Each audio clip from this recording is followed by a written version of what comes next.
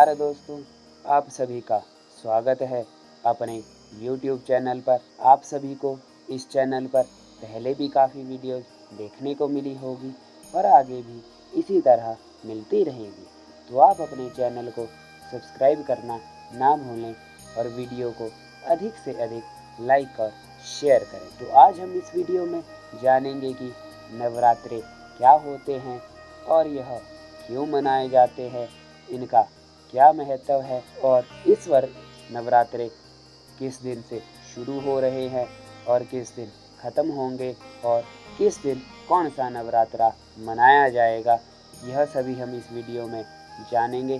तो आप वीडियो को अंत तक ज़रूर देखें। बहुत ही कम लोगों को ज्ञात होगा कि हमारे हिंदू धर्म में एक साल में नवरात्रे 4 बार आते हैं। साल के प्रथम मास चैत्र में पहली नवरात्र होती है, फिर चौथे माह आषाढ़ में दूसरी नवरात्र आती है। इसके बाद अश्विन माह में प्रमुख शारदीय नवरात्रे आते हैं। साल के अंत में माघ माह में गुप्त नवरात्रे होते हैं।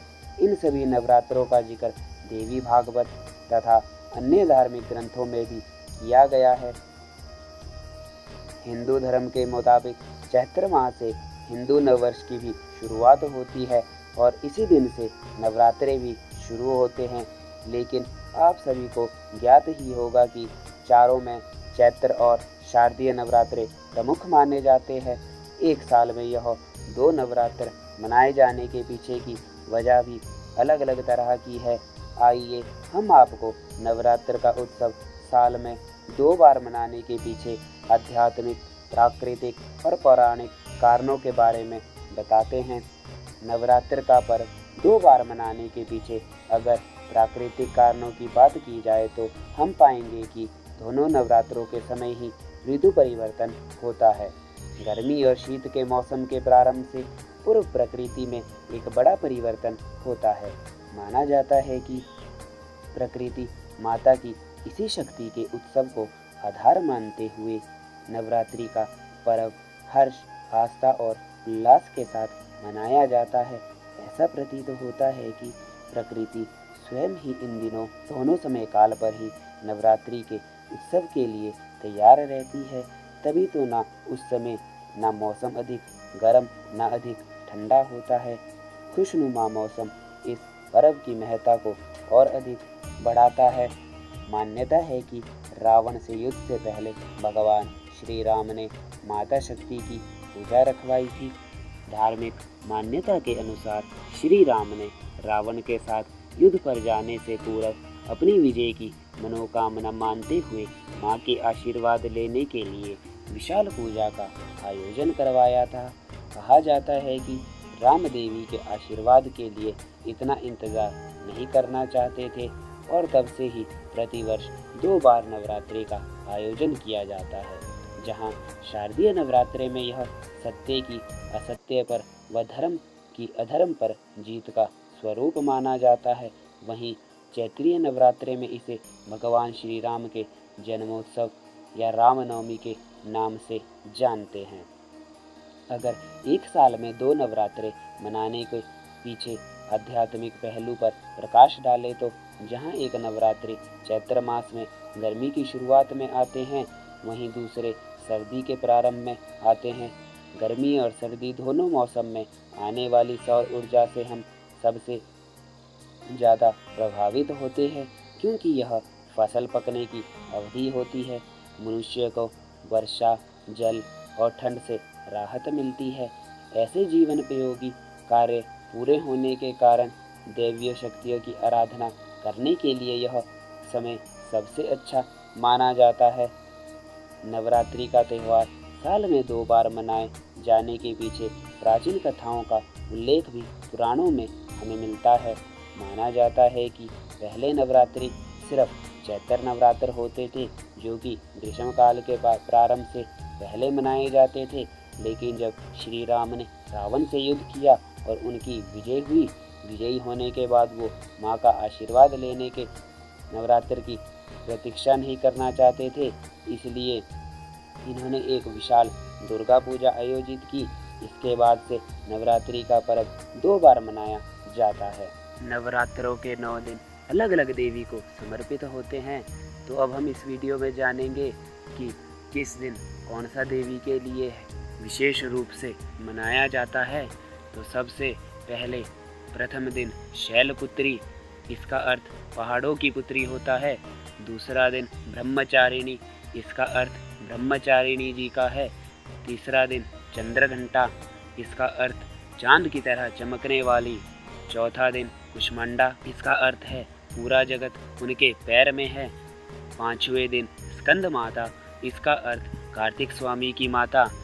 छठा दिन कात्यायनी, इसका अर्थ है कात्यायन आश्रम में जन्मी हुई। सातवां दिन कालरात्रि, इसका अर्थ है काल का नाश करने वाली देवी। आठवां दिन महागौरी, इसका अर्थ है सफ़ेद रंग वाली माँ। नौवां दिन सिद्धिदात्री, इसका अर्थ है सर्व सिद्धि देने वाली। इसके अतिरिक्त 9 देवियों की भी यात्रा की जाती है, जो कि दुर्गा देवी के विभिन्न स्वरूपों व अवतारों का प्रतिनिधित्व करती है। नवरात्रि के पहले 3 दिन देवी दुर्गा की पूजा करने के लिए समर्पित किए गए हैं। यह पूजा उसकी ऊर्जा और शक्ति की जाती है। प्रत्येक दिन दुर्गा के एक अलग अलग रूप को समर्पित है। पहले दिन माता के शैलपुत्री, दूसरे दिन ब्रह्मचारिणी और तीसरे दिन चंद्रघंटा स्वरूप की आराधना की जाती है। नवरात्रि के चौथा व छठा दिन व्यक्ति जब अहंकार, क्रोध, वासना और अन्य पशु प्रवृत्ति की बुराई प्रवृत्तियों पर विजय प्राप्त कर लेता है, वह एक शून्य का अनुभव करता है। यह शून्य आध्यात्मिक धन से भर जाता है। प्रयोजन के लिए व्यक्ति सभी भौतिक व आध्यात्मिक धन और समृद्धि प्राप्त करने के लिए देवी लक्ष्मी की पूजा करता है। नवरात्रि के चौथे और पांचवें और छठे दिन लक्ष्मी, समृद्धि और शांति देवी की पूजा करने के लिए समर्पित होता है। शायद व्यक्ति बुरी प्रवृत्ति और धन पर विजय प्राप्त कर लेता है, पर वह अभी सच्चे ज्ञान से वंचित है। ज्ञान एक मानवीय जीवन जीने के लिए आवश्यक है, भले ही वह सत्ता और धन के साथ समृद्ध है। इसलिए नवरात्रि के 5वें दिन देवी सरस्वती की पूजा की जाती है। सभी पुस्तकों और अन्य साहित्य सामग्रियों को एक स्थान पर इकट्ठा कर दिया जाता है और एक दिया देवी आवाहन और आशीर्वाद लेने के लिए देवता के सामने जलाया जाता है। नवरात्रि का 7वें दिन कला और ज्ञान की देवी सरस्वती की पूजा की जाती है। आध्यात्मिक ज्ञान की तलाश के उद्देश्य से इनकी पूजा की जाती है। 8वें दिन पर एक यज्ञ किया जाता है। यह एक बलिदान है जो देवी दुर्गा को सम्मान तथा उनको विदा करता है। नवरात्रि का 9वां दिन नवरात्रि का अंतिम दिन माना जाता है। यह महानवमी के नाम से भी जाना जाता है। इस दिन कन्या पूजन करना चाहिए, जिसमें 9 कन्याओं की पूजा की जाती है और अभी तक यौवन अवस्था तक नहीं पहुंची है। इन 9 कन्याओं को देवी दुर्गा के 9 रूपों का प्रतीक माना जाता है। कन्याओं का सम्मान तथा स्वागत करने के लिए उनके पैर धोए जाते हैं। पूजा के अंत में कन्याओं को उपहार के रूप में नए कपड़े प्रदान किए जाते हैं। तो इस वर्ष नवरात्रे 7 अक्टूबर से शुरू हो रहे हैं और 14 अक्टूबर को अंतिम नवरात्रा मनाया जाएगा। 14 अक्टूबर के दिन ही रामनवमी भी मनाई जाएगी। तो दोस्तों, आपको अगर वीडियो पसंद आई हो तो वीडियो को लाइक, सब्सक्राइब, शेयर करना ना भूलें। धन्यवाद।